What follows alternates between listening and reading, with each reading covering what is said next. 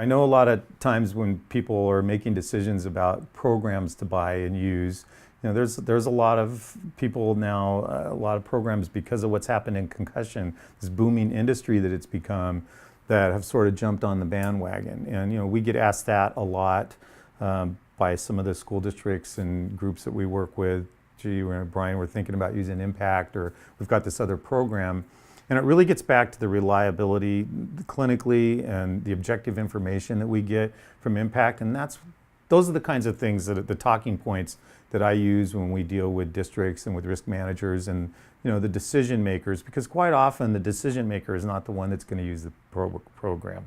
They're the purchasing agent for the district, or and they just know, hey, our medical staff has asked for it, we're going to buy it. I'm always glad when I hear that.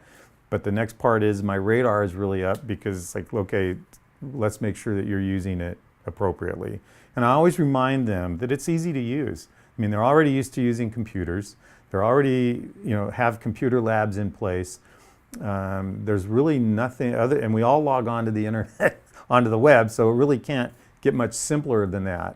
And I think now, because of the way ImPACT has evolved through the years, credibility-wise, with the database that's out there, there's just a tremendous amount of scientific evidence that we need to be using it as a tool. And there's just not another program out there that compares with it that way. And I also like the fact that the program is ever changing, and that's the other part about the workshops. And to me, that's a big selling point to the school districts. This isn't a program and a service that you buy and just walk away from. In order to use it, ImPACT's going to insist that you stay current and that you use it in a fashion that it's designed.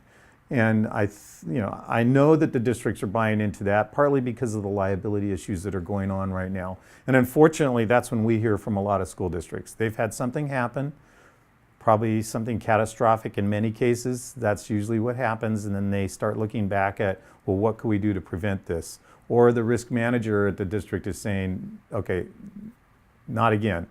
We've got to change the policy that we're using.